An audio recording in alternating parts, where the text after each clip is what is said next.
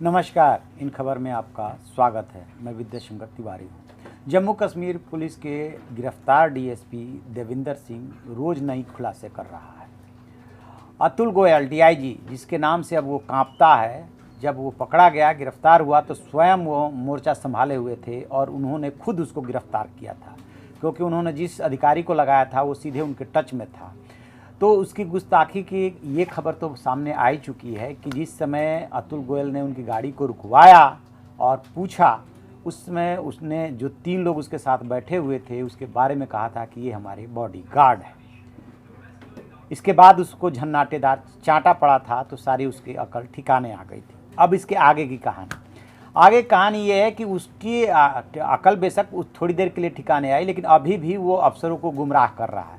उसने कहा पूछताछ के दौरान कि आपको पता है मैं बहुत ही इम्पोर्टेंट उसमें गेम में लगा हुआ था, प्लान बनाया हुआ था, उस प्लान को आप लोगों ने फेल कर दिया। यदि वो मेरा प्लान सक्सेस हो जाता तो जम्मू कश्मीर पुलिस को वाही मिलती। अब सवाल ये है क्या वास्तव में वो सच बोल रहा है? क्योंकि होता क्या है कि पुलिस में कांटा से कांटा निकाला जाता है, यानी कि ऐसे मुखबिर भी रखे जाते हैं, लेकिन जो वो बहाने कर रहा है या जो बातें बता रहा है उसका क्रॉस वेरिफिकेशन किया जा रहा है। तो एनआईए वहाँ पहुँच चुकी है, टेक ओवर करके मामले को और औपचारिक जांच उसकी शुरू करेगी। जो 3 लोग गिरफ्तार हुए थे उसके साथ हिजबुल मुजाहिदीन के जो नवीद बाबू, अल्ताफ़ और जो वकील है वो उसके साथ ट्रबल कर रहे थे।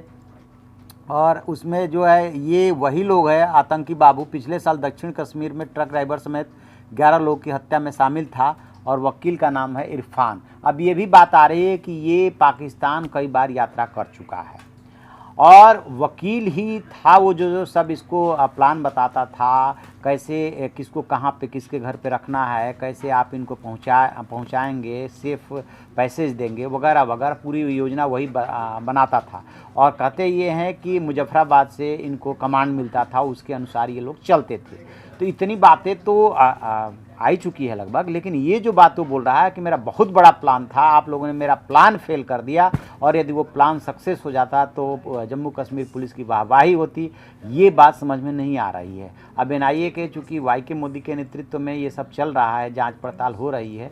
अब जब जांच पड़ताल होगी तभी पता चलेगा। हालांकि उधर से कांग्रेस के जो पूर्व अध्यक्ष हैं राहुल गांधी, वो ये आरोप लगा रहे हैं कि मोदी को जो कमान दी है वो देवेंद्र का मुंह बंद कराने के लिए दी है, क्योंकि इसमें बहुत बड़ी साजिश है और कौन कौन लोग हैं वो सब कुछ सामने आना चाहिए। पहले प्रकारांतर से वो बोलते रहे हैं कि पुलवामा अटैक में जो RDX आया था वो कौन पहुंचाया था, इशारों में ये कहते रहे हैं कि कहीं देवेंद्र का तो हाथ नहीं था उसमें। इसको लेकर के कांग्रेस आक्रामक है, ख़ास तौर से राहुल गांधी।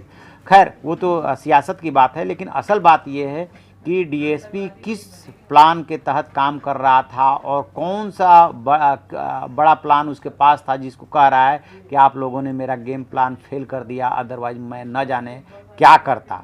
उसका मेडल वगैरह तो खैर वापस लिया जा चुका है, उसे बर्खास्त भी किया जा चुका है, ना ये जांच कर रही है, ये पता चलेगा। बट अब देखते हैं कि कौन सा उसका प्लान निकलता है। प्लान निकलता भी है या वो जांच एजेंसियों को गुमराह कर रहा है। दरअसल में वो पकड़ा गया, उसको पकड़ने में बहुत लंबा समय लग गया, जिसका नाम संसद हमले में आया था। 13 दिसंबर 2001 को वो हमला हुआ था। उसके बाद जो अफजल गुरु था उसने अपने पत्र में इसके नाम का जिक्र किया था कि यदि वो बाहर निकलने पे वो तंग करेगा। उसने एक चरमपंथी को उसके साथ भेजा था और उसको एक कमरा दिलवाया था, गाड़ी दिलवाया था। यानी कि वो न जाने, मतलब सर्विस के शुरुआती दौर से चूँकि सब इंस्पेक्टर रहा है तब से ही वो इसमें लगा हुआ था, आतंकवादियों के संपर्क में था। इसके जड़ तक जाना पुलिस के लिए और जांच एजेंसियों के लिए एक चुनौती है। जैसे ही इसमें कोई अपडेट आएगा हम आपको बताएंगे। आप देखते रहिए हमारा डिजिटल चैनल इन खबर। Thank you. इन खबर चैनल को सब्सक्राइब करें और बेल आइकन दबाना ना भूलें।